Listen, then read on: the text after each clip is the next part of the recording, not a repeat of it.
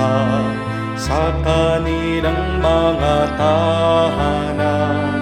Puno ng saya ang mga puso, handa sa pagsalubong. Ang salita ng katawang tao, pangako ng Diyos ay nagkatotoo. Pakinggan natin at siya'y tanggapin sa misang pagsasaluhan. Simbang gabi na, bituin sa langit nagpakita. Bayan, halina, maghanda sa pagdating niya. Simbang gabi na, malapit na ang katuparan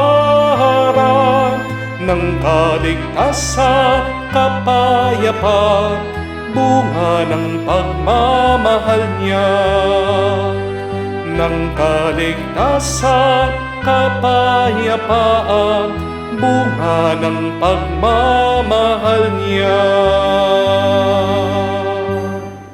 Sa ngalan ng Ama, ng Anak, at ng Espiritu Santo. Amen. Sumainyo ang Panginoon. At sumainyo rin. Mga kapatid, halina po, tuloy kayo sa pangalawang araw ng ating simbang gabi o Misa de Gallo. Sa araw na ito, isipin natin at ipagdasal ang ating mga pamilya. Madalas, sila yung nakakasakit sa atin. Pero, aminin natin na ginagawa natin ang lahat para din sa ating pamilya.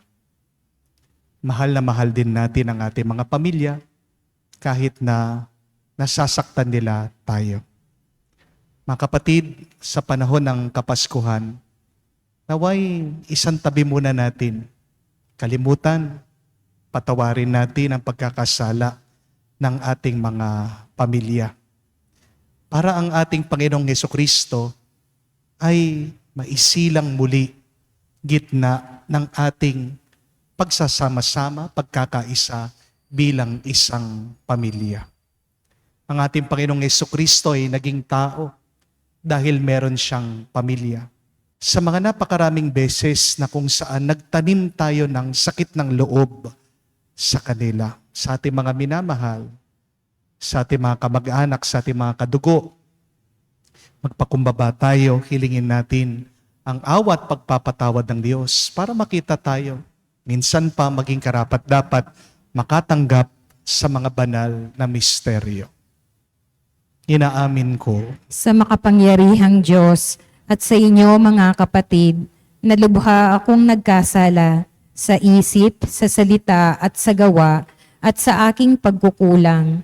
Kaya isinasamo ko sa mahal na Birheng Maria, sa lahat ng mga anghel at mga banal, at sa inyo mga kapatid, na ako'y ipanalangin sa Panginoong ating Diyos. kaawaan tayo na makapangyarihang Diyos, patawarin tayo sa ating mga kasalanan, patnubayan tayo sa buhay na walang hanggan. Amen.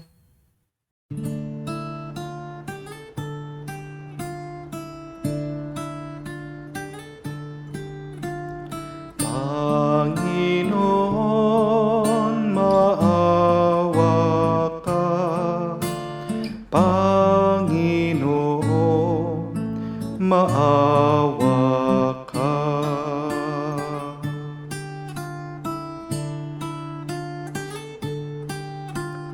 Kristo, maawa ka. Kristo, maawa ka sa amin. Panginoon, maawa ka. Panginoon, maawa ka. Gloria in excelsis Deo.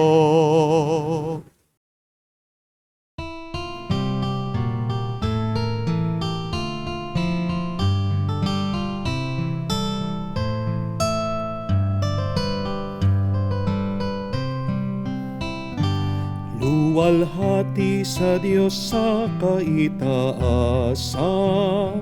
kaloob sa lupa ay kapayapaan.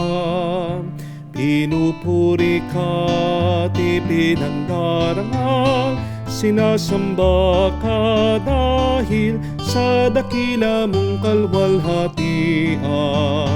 Panginoon naming Diyos, Hari ng langit, Amang makapangyarihan, Panginoong Jesucristo, bugtong na anak ng Diyos, Kordero ng Ama. Ikaw na nag-aalis ng mga kasalanan ng sanlibutan. Tanggapin mo ang aming kahilingan, ikaw na naluluklok sa kanan ng Ama. Maawa ka sa amin, ikaw lamang ang banal, Panginoong Jesucristo, kasama ng Espiritu, sa luwalhati ng Ama.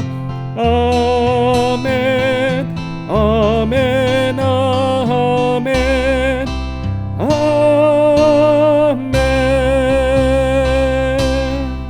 Manalangin tayo. Ama naming makapangyarihan, niloob mo ang iyong salita na binalita ng anghel ay maging taong totoo sa sinapupunan na mahal na Birhen. Pagkaloob mong kaming sumasampalatayang siya'y ina ng Diyos, ay matulungan niyang dumalangin sa iyo. Sa pamamagitan ni Jesucristo kasama ng Espiritu Santo, magpa sa walang hanggan. Amen.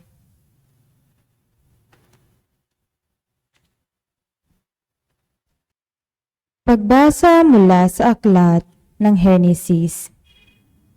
Noong mga araw na iyon, tinawag ni Jacob ang mga anak niya at kanyang sinabi, "Kayo mga anak, magsilapit sa akin. Akong inyong ama ay sumandaling dinggin. Ikaw, Huda, ay papupurihan niyong mga anak ng ina mong mahal. Hawak mo sa leeg ang iyong kaaway. Lahat mong kapatid sa iyo'y gagalang. Mabangis na leyon ang iyong larawan. Muling nagkukubli matapos pumatay. Ang tulad ni Huda'y leyong nahihimlay. Walang mangangahas lumapit sinuman. Hawak niya'y sentrong tuon sa paanan. Sa gisag ng lakas at kapangyarihan, ito'y tataglayin hanggang sa dumatal ang tunay na haring dito'y magtatangan. Ang salita ng Diyos. Salamat sa Diyos. Mabubuhay siyang marangal at sasagana kailanman. Mabubuhay siyang marangal at sasagana kailanman. Turuan mo yaong haring humatol ng katuwiran. Sa taglay mong katarungan, O Diyos, siya'y bahaginan, upang siya'y maging tapat mamahala sa iyong bayan, at pati sa mahihirap, maging tapat siyang tunay. Mabubuhay siyang marangal at sasagana kailanman. Ang lupain nawa niya'y umunlad at managana. Maghari ang katarungan sa lupain nitong bansa. Maging tapat itong hari sa paghatol sa mahirap at ang mga taong walang pag-ukulan ng paglingap. Mabubuhay siyang marangal at sasagana kailanman. Yaong buhay na matuwid sa kanyang kapanahunan. Madama ng bansa niya at umunlad habang buhay. Yaong kanyang kaharian ay palawak ng palawak. Mula sa ilog Euphrates, sa daigdig ay kakalat. Mabubuhay siyang marangal at sasagana kailanman. Nawa yaong kanyang ngalan ay huwag nang malimutan. Manatiling laging bantog na katulad nitong araw. Nawa siya ay purihin ng lahat ng mga bansa at sa Diyos silang lahat dumalangin. Hari nawa, pagpalain kaming lahat tulad niyang pinagpala. Mabubuhay siyang marangal at sasagana kailanman.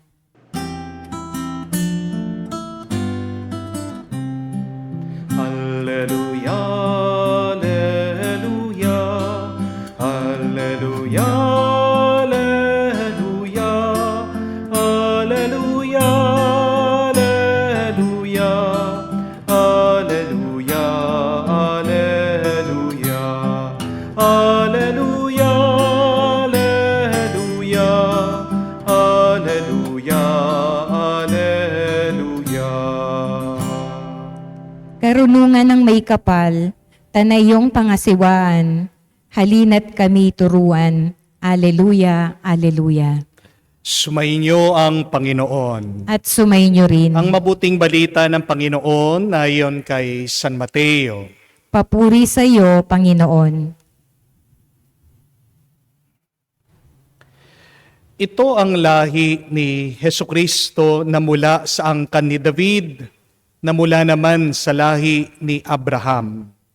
Si Abraham ang ama ni Isaac, si Isaac ang ama ni Jacob, na ama ni Juda at ng kanya mga kapatid. Naging anak naman ni Juda kay Tamar si Fares at Zara. Si Fares ang ama ni Esrom at si Esrom ang ama ni Aram. Si Aram ang ama ni Aminadab. Si Aminadab ang ama ni Naason na ama naman ni Salmon. Naging anak ni Salmon si Rahab si Boaz. At naging anak naman ni Boaz kay Ruth si Obed. Si Obed ang ama ni Hese na ama ni Haring David. Naging anak ni David si Solomon sa dating asawa ni Urias. Si Solomon naman ang ama ni Roboam, si Roboam ang ama ni Abias, at si Abias ang ama ni Asa. Si Asa ang ama ni Josaphat, at si Josaphat ang ama ni Joram, na siya naman ang ama ni Ozias. Itong si Ozias ay ama ni Jotam na ama ni Akaz, at si Akaz ang ama ni Ezekias. Si Ezekias ang ama ni Manase at si Manase ang ama ni Amos, na ama naman ni Josias. Si Josias ang ama ni Jeconias at ang kanya mga kapatid. Panahon noon ng pagkakatapon ng mga Israelita sa Babylonia. Matapos ang pagkakatapon sa Babylonia, naging anak ni Jeconias si Salatiel, na ama naman ni Zorobabel. Si Zorobabel ang ama ni Abiud, na ama ni Eliakim. Si Eliakim ang ama ni Azor. Si Azor ang ama ni Zadok, na ama ni Akim. Itong si Akim ang ama ni Eliud. Si Eliud ang ama ni Eliezer. Si Eleazar ang ama ni Matan, na ama ni Jacob. At si Jacob ang ama ni Jose, na asawa ni Maria. Si Maria naman ang ina ni Jesus na tinatawag na Kristo. Sumakatuwid 14 na salinlahi mula kay Abraham hanggang kay David. 14 mula kay David hanggang sa pagkakatapon ng mga Israelita sa Babylonia. At 14 din mula sa pagkakatapon sa Babylonia hanggang kay Kristo. Mga kapatid, ang mabuting balita ng ating Panginoon. Pinupuri ka namin, Panginoong Heso Kristo. Magandang araw po muli sa inyong lahat. Magandang araw din po, Among. And once again po, welcome sa ating pangalawang araw ng Simbang Gabi at Misa de Gallo. Hindi niyo po ba napansin na nung bata po tayo, pinagbabawalan tayo ng ating mga magulang na kumuha ng pagkain galing sa mga taong hindi natin kakilala. Pero sa panahon ng sakuna at dilubyo, sino po ang mga palaging tumutulong at nagbibigay ng pagkain? Hindi ba yung mga taong hindi natin kakilala? We are told when we were young not to accept food from strangers. But in times of calamity, it is the strangers that who gives us food and support. We know the saying, keep your friends close, but keep your family closer. But in reality, it is our family who are not close to us. Amen? Bakit nga ba kung sino ang ating mga kapamilya, sila pa ang hindi natin kaibigan o kasundo minsan? Bakit kung sino pa ang pamilya mo, sila pa ang masama sa iyo, sila pa ang mga away sa iyo? As one saying goes, being stabbed in the back hurts, but what hurts the most is when you turn around and you discover the one who stabs you at the back is your family, is your loved one. Minsan, mas mahal pa tayo ng mga taong hindi natin kaano-ano. Hindi po ba? Minsan, mas may concern pa yung ibang tao kesa sa ating mismong mga kapamilya. Minsan, may mas concern pa sa atin yung mga taong hindi natin kakilala kesa sa mga mismong kadugo natin o kapamilya natin. Hindi niyo po ba napansin, bakit kapag nanalo ka ng loto, sasabihin ng pamilya mo, yes, nanalo tayo, nanalo tayo. Hindi naman sila tumaya. Hindi po ba? Ikaw lang ang tumaya. Pero bakit sila nanalo din? Pero kapag nalugi ka, pansinin niyo po ito. Kapag nagkautang ka, kapag naubusan ka ng pera, anong maririnig mo galing sa iyong pamilya? Sasabihin ba nila, utang natin? Maririnig mo ba sa kanila, bayaran natin? Di po ba hindi? Anong sasabihin ng pamilya mo kapag wala kang pera, pag natalo ka, pag nalugi ka? Kasalanan mo yan, problema mo yan, bayaran mo yan. Huwag mo kaming isasama dyan sa iyong problema. Di po ba? Sa tagumpay, marami kang kamag-anak. Pero sa kabiguan, mag-isa ka na lang. True talk yan. Amen? Nakakapagod din po, di po ba? Na ang pamilya mo, na dapat maaasahan mo, sila pa ang dahilan. Bakit ikaw ay nasasaktan? But we have to accept this reality, my dear friends, that no family is perfect. But do not let this truth discourage you. Why? Because even God's family is not perfect. Huwag mong hahayaan itong iyong masamang karanasan sa iyong pamilya na sirain ang iyong loob, na ikaw ay madepress at malungkot. Unawain mo, kapatid, hindi ka naman nag-iisa eh. Kasi kahit ang pamilya ng Diyos, ng ating Panginoong Hesukristo, hindi rin sila perpekto. May kasalanan din sila. Meron din silang mga naging pagkukulang sa buhay nila. Balikan nyo man po itong ating nabasa sa Ebanghelyo, ang listahan ng mga ninuno ng ating Panginoong Hesukristo. Isipin nyo po yung mga ibang binanggit dito. Halimbawa na lang, si Abraham, may 2 asawa yan. Yung 2 niyang asawa, nag-aaway. Itong si Isaac, ninakaw niya yung mana ng kapatid niya, ng kuya niya, si Esau, si Haring David. Hindi rin naman po perpekto yan. Kahit na siyang tinatawag na ang malapit sa puso ng Diyos. David is the man after the heart of God. And yet, he also has his own sins. Meron siya mga tinatago na pagkakasala. Meron siya mga pagkukulang sa Diyos. Anong kanyang ginawa? Yung asawa nung nagustuhan niyang babae, sundalo niya. At para makuha niya yung babaeng yon, anong ginawa niya doon sa kanyang sundalo? Pinasugod niya, pinauna niya sa gera para mamatay. At nung wala na yung lalaki, dito niya kinuha yung babae. Tignan niyo po yun. Mga ilang halimbawa lang po yan. Pero marami pa sila kung iisa-isahin natin sila. Kaya nga kung mahilig po kayo sa mga chismis, kumuha kayo ng Biblia. Basahin nyo. Hindi kayo kauubusan. Meron kayo pwedeng imarites sa ibang tao. Pero ang tanong, ano ngayon ang mabuting balita? Ngayong nalaman natin ang bulok ng pamilya ng ating Panginoong Hesukristo. Itong tandaan nyo, na kahit na gaano kasama ang pamilya, gagamitin pa rin yan ng Diyos para isilang ang kabutihan, ang kabanalan. Isipin niyo po, sa isang pamilya na merong babaero, may sakim, sa kayamanan, sa pera, may namamatay tao, diyan pala lilitaw, diyan pala ipapanganak ang ating manunubos, ang Panginoong Hesukristo.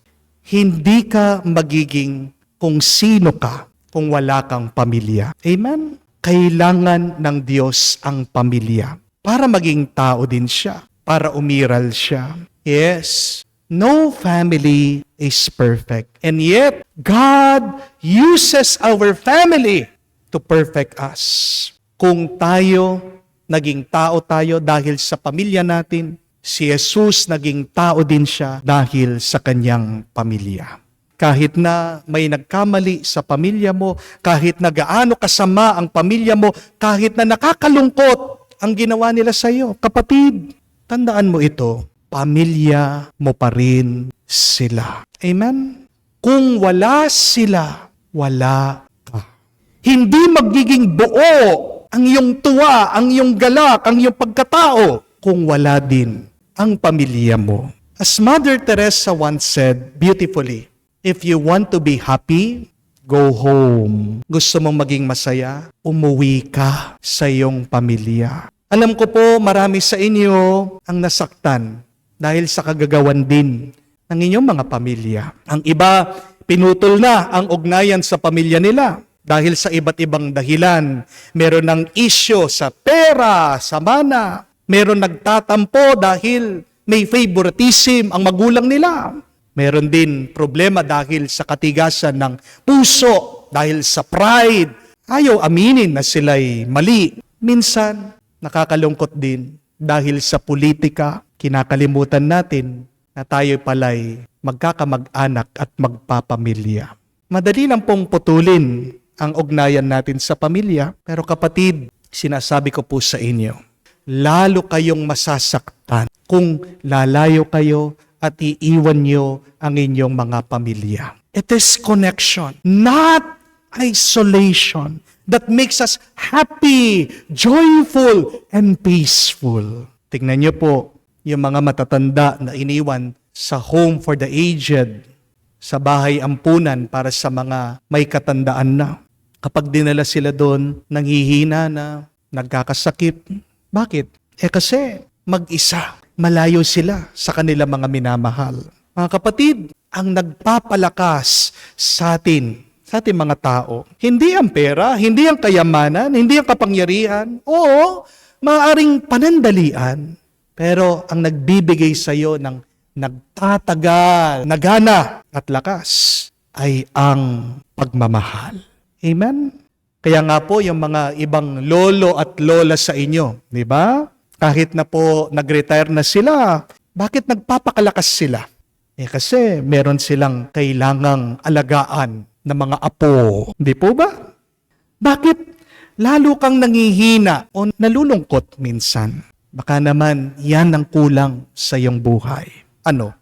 Ang iyong ugnayan sa iyong pamilya. Kapatid, sana wag mong hayaan na ang iyong lamay o libing ang maging huling lugar para lang mag-usap-usap at magkasundo ang pamilya. Yan ang malungkot na katotohanan. Kung walang mamamatay, walang magkikita-kita, walang mag-uusap-usap, walang magpapatawad sa bawat isa. Kaya nga po, meron tayong Pasko eh. Para saan ang Pasko? Ang Pasko ay ang panahon para mga magpapamilya, nagkahiwa-hiwalay, magkita-kita muli. Ang panahon ng Pasko ay ang oras, ang lugar para naman manumbalik ang ating pagmamahalan sa bawat isa. Kung nga po sa mga gera, di ba, tumitigil muna sila sa panahon ng Pasko, merong ceasefire. Sana naman, ngayong Pasko, dyan sa inyong kabahayan, isantabi nyo na muna yung inyong mga pinag-aawayan. Tama na yung galit. Tama na muna yung pagtatampo. Tama na muna yung sakit ng loob. Bakit? Yan ba ang nakakapagbigay ng tuwa at saya? Anong magandang nadudulot yung iyong sakit ng loob, yung iyong pagtatampo, yung iyong pag-iinis, yung iyong pag-aalala sa nangyari sa nakalipas? Tandaan natin ang napakagandang kasabihan. The first to apologize is the bravest. The first to forgive is the strongest. And the first to forget is the happiest. Balikan niyo man po ang nabasang ebanghelyo, ang mga nakasulat dito, puro pangalan ng pamilya ng ating Panginoong Hesukristo. Wala po kayong mababasa dyan, walang nakasulat, walang nakalista tungkol sa kanilang mga kasalanan, tungkol sa kanilang mga pagkukulang. Pero bakit ikaw, nilista mo sa puso mo yung kasalanan ng mga kamag-anak mo, ng mismo mga kapamilya mo? Bakit hindi nakalista yung kasalanan nila dito sa Ebanghelyo? Anong ibig sabihin? Tayo'y inaanyayahan. Kapatid, matuto ka namang magpatawad. At kapag ikaw ay nagpatawad, doon ka lang magiging masaya at payapa. Mga kapatid, ang pamilya ay regalo. Amen? Ang pamilya ay isang biyaya sa Diyos. Sana yung pagkakamali ng pamilya mo, wag mo naman palakihin. Sana yung naging kasalanan nila sa'yo, wag naman balutin yung ibang mabuti na kanilang nagawa o ginagawa. Yan ang pagkukulang natin. Masyado nating generalize. Napakaliit na kasalanan, tinanim mo, nag-ugat, namunga. Ang tagal na nun, hanggang ngayon, buhay pa rin sa'yo. Ang kapatid, pag merong kang pamilya, pasalamat ka. May pag-asa. Bakit? Kasi sa sobrang bigat ng buhay, sino pang mauuwian mo? Sino pang matatakbuhan mo? Di ba walang iba kung hindi ang iyong pamilya? Hindi naman tayo matitiis ng mga pamilya natin eh. Basta't magpakumbaba ka, basta't magpatawad ka, basta't magpasensya ka. Amen? Saan isinilang ang ating Panginoong Hesukristo? Walang iba kung hindi sa isang pamilya. Pwede naman po na dumating ang ating Panginoong Hesukristo dito na parang bulalang na parang magic. Pero hindi. Pinili pa rin niya na siya ay ipanganak, isilang, magmula sa isang pamilya. And that says something to us. That despite of the imperfection of our family, God is still using that to bless us and to bless other people. Mga kapatid, magdasal po tayo. Naway, bigyan tayo ng Diyos ng lakas na magpatawad at mahalin ang ating mga pamilya. At naway, sa pakikiisa sa kanila, manumbalik ang tuwa at saya sa ating buhay, hindi lang ngayong Kapaskuhan, kung hindi araw-araw ng ating pamumuhay. Amen. Si San Juan Bautista ay natatanging bayani at huwaran ngayon. Ipagdasal nating matulag tayo sa kanyang kababaang loob at katapatan. Sa pagtupad sa pananagutan, manalangin tayo ating sabihin, Panginoon, dinggin mo kami. Panginoon, dinggin mo kami. Naway ang simbahan ay manatiling tapat sa kanyang misyong magpahayag ng mabuting balita sa lahat ng bansa, sa salita at sa gawa. Manalangin tayo. Panginoon, dinggin mo kami. Naway patuloy tayong gabayan ng Santo Papa at ating mga obispo ng may karunungan at lakas ng loob sa adbyentong ito at sa buong buhay natin. Manalangin tayo. Panginoon, dinggin mo kami.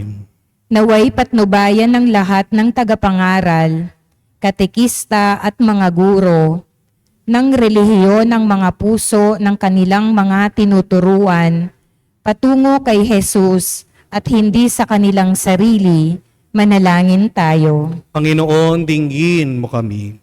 Sa katahimikan po ng ating puso, sabihin din natin sa Diyos at banggitin ang ating mga personal na pangangailangan. Diyos ng liwanag, tulutan mo ang aming asal at pag-uugali ay maging angkop sa ebanghelyo ng buhay upang maging saksi kami kay Jesus, ang ilaw ng daigdig na nabubuhay at naghahari magpakailanman. Amen. Alay namin sa iyong pagdating, kabutihan, pag-asa, mga pusong tapat. Sa mulanin ay iyong pingin.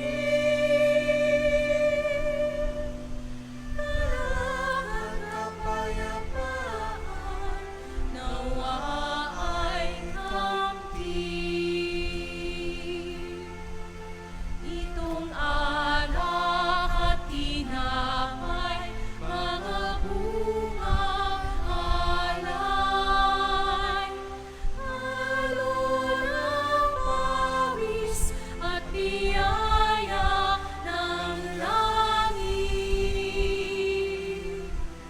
sa aming pag-ibig sa kapwa kapatid. Buwan ang buhay na iyong bigay.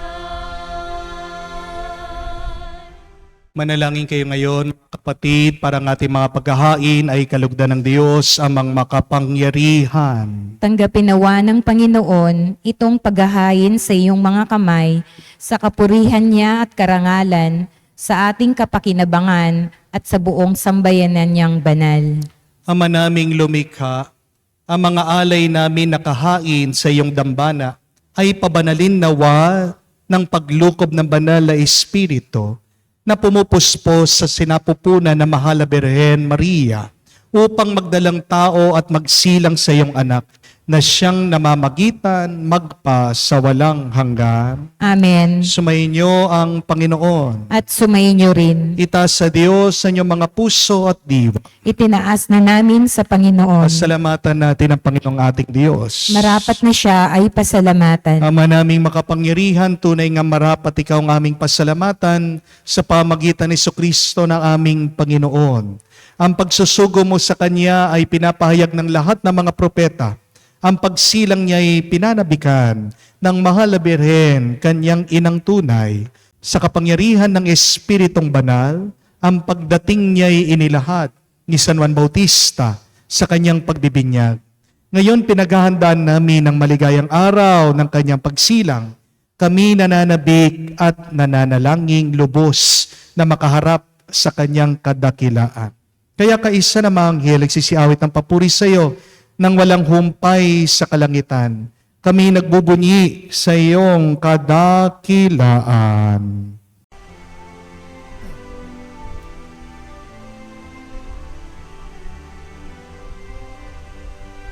Santo, Santo, Santo, Panginoong Diyos ng mga hukbo, napupuno ang langit at lupa ng kadakilaan mo. Hosana, Hosana, sa kaitaasan, pinagpala ang naparito sa ngalan ng Panginoon. Hosana, Hosana, sa kaitaasan. Hosana, Hosana, sa kaitaasan.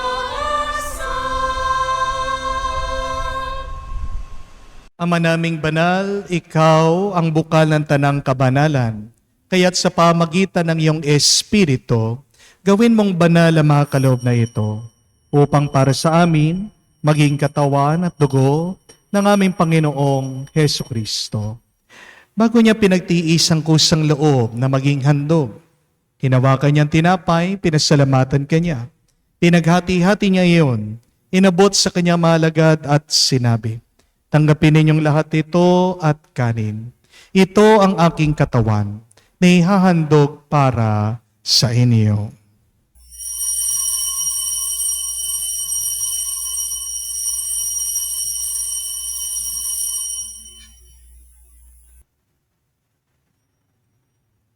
Gayon din naman, matapos ang hapunan, hinawakan niya ang kalis, muli kanyang pinasalamatan. Inabot niya ang kalis sa kanya malagad at sinabi, "Tanggapin ninyong lahat ito at inumin. Itong kalis ang aking dugo, ng bago at walang hanggang tipan. Ang aking dugo na ibubuhos para sa inyo at para sa lahat, sa ipagpapatawad ng makasalanan. Gawin ninyo ito sa pag-alaala sa akin."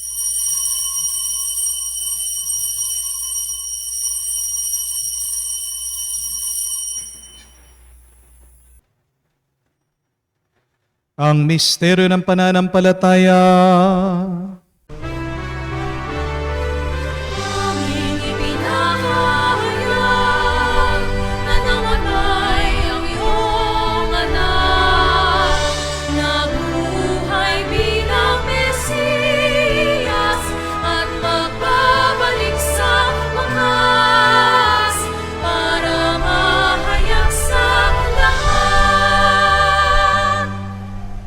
Ama, ginagawa namin ngayon ang pag-alaala sa pagkamatay muling pagkabuhay ng iyong anak.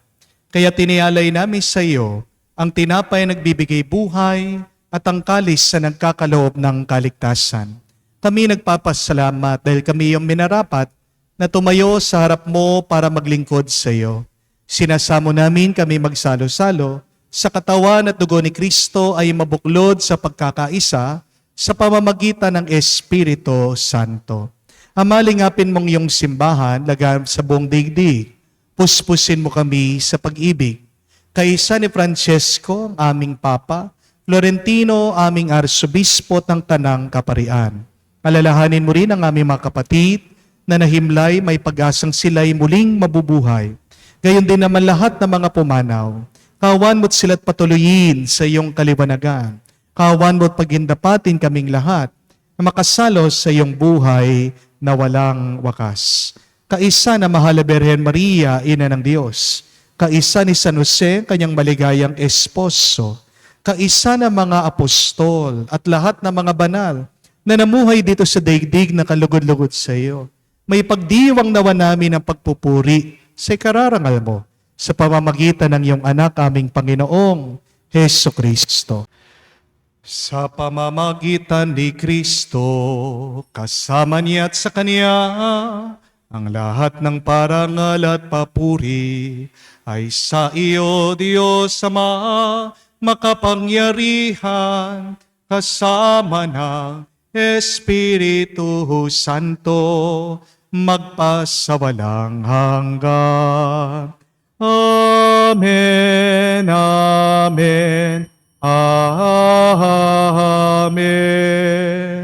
Sa nakakagaling na utos sa turo ni Jesus sa Panginoon natin at Diyos, ipahayag natin ng lakas loob.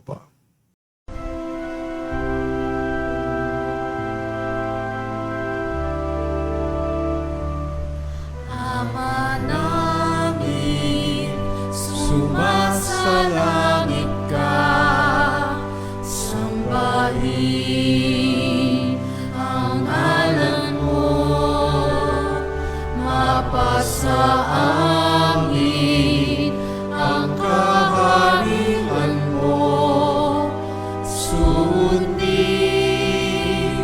ang loob mo dito sa lupa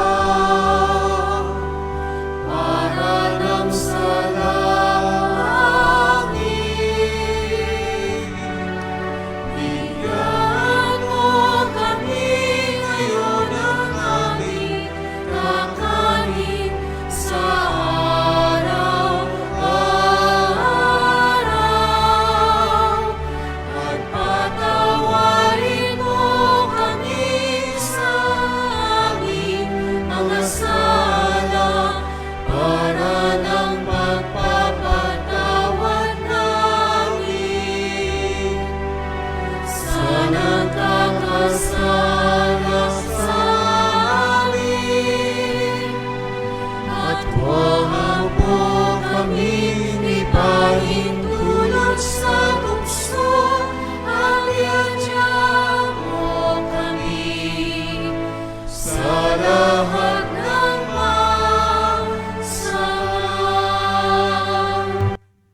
Hinihiling namin kami, Diyos, sa lahat na masama, pagkalooban ng kapayapaan araw-araw, ligtas sa kasalanan, at ilayo sa lahat ng kapamakan, samantalang aming pinanabikan ang dakilang araw ng pagpapahayag ng tagapagligtas naming si Hesu Kristo.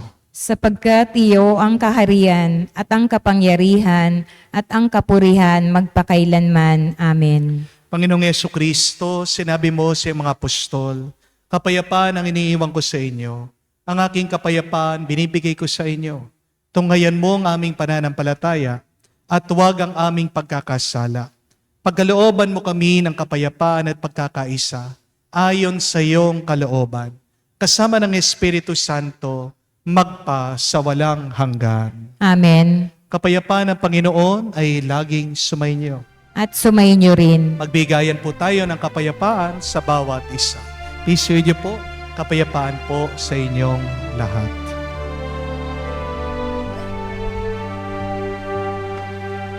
Cordero ng Diyos na nag-aalis ng mga kasalanan ng sanlibutan, maawa ka sa amin.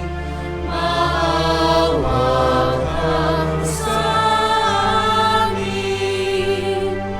Cordero ng Diyos na nag-aalis ng mga kasalanan ng sanlibutan, maawa ka sa amin.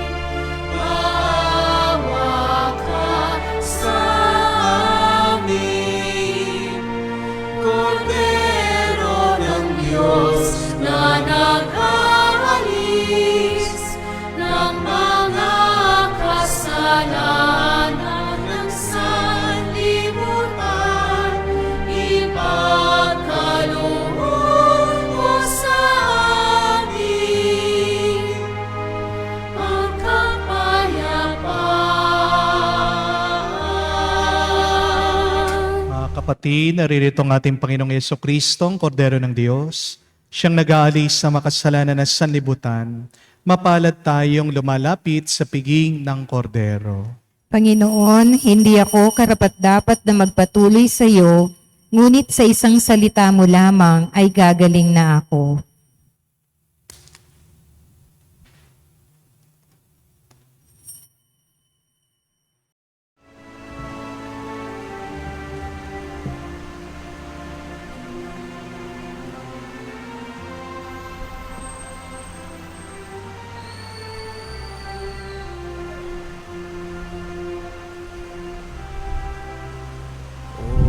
Kay gulo ng mundo, hirap, sakuna at lungkot, kaya't sama-sama tayo manalangin dahil darating na ang Pasko. Panginoon, halina at pumarito ka. Sagipin mo ang bayan, ikaw ang pag-asa, gabay ng mga mahihirap. Panginoon, iligtas mo ang iyong bayan. Manalangin tayo. Ama naming mapagmahal, sa aming pagsasalo sa banal na hain, lagi naway naming madama ang iyong kagandahang loob, upang kami magkamit ng kaligtasan.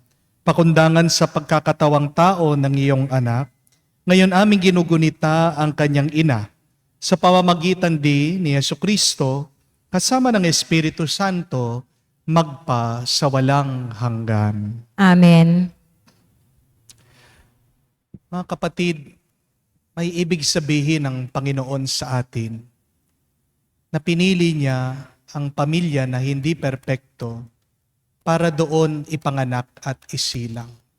Mga kapatid, hindi po ba hindi kompleto ang Pasko kung wala ang pamilya mo? Kaya nga, kung gusto mong maging masaya ang iyong Kapaskuhan, sana kamuka ng pinapahiwatig ng Ebanghelyo, alisin mo sa listahan ng puso mo yung kanilang kasalanan, yung pagkukulang ng iyong pamilya sa iyo. What is needed is connection, not isolation. Kaya naman, maaaring nasaktan ka nila kasi baka binigyan mo sila ng kutsilyo. Baka binigyan mo sila ng gunting. Huwag mong bigyan ng gunting o panakit ang iyong pamilya sa iyo. Bakit may pag-asa ngayong Kapaskuhan? Kasi ang ating Panginoong Jesucristo, pinili pa rin niya na isilang sa pamilya kahit na alam niya ito ay hindi perpekto, may pagkukulang at may kasalanan. Kung ang ating Panginoon pinili niya na makisalo, makisama, makiisa sa hindi perpektong pamilya, bakit ikaw lumalayo ka? Daig mo pa ba ang Diyos? Diyos na yan. Pinili niya na manatili sa isang pamilyang hindi perpekto. Ikaw hindi ka rin naman perpekto. Kapatid, bumalik ka sa pamilya mo. Sila lang ang magpapasaya sa iyo. Pero hindi ka magiging masaya kung meron ka pa rin tinanim na sakit ng loob. Hindi ka magiging masaya sa pamilya mo kung hindi ka magpapatawad sa kanila. Yan nga po para sa ating assignment ngayong pangalawang araw ng ating simbang gabi at Misa de Gallo, gumawa po kayo ng listahan. Listahan ng mga pangalan ng inyong pamilya at isulat nyo ano yung ireregalo nyo sa kanila. Huwag nyong ililista yung mga naging kasalanan nila. Pero kung gusto nyong makalimutan at mapatawad yung mga ginawa nila, sige, sulat nyo yung pangalan nila, sulat nyo, ilista nyo lahat ng kasalanan nila. Pero pagkatapos, tapon nyo yan, sunugin nyo, ibaon nyo. Pero mas magandang listahan. Sulat nyo yung pangalan nila, sulat mo, ano yung iririgala mo, ano yung ibibigay mo sa kanila ngayong Kapaskuhan. Sa ating pagbabalik at pakikigunay sa ating pamilya, naway, yan ang magpalakas muli sa atin. Sumayin niyo ang Panginoon. At sumayin niyo rin. Kayo ay basbasa ng Diyos makapangyarihan sa lahat sa ngalan ng Ama, ng Anak, ng Espiritu Santo. Amen. Mayo tayo sa kapayapaan ni Kristo. Salamat sa Diyos.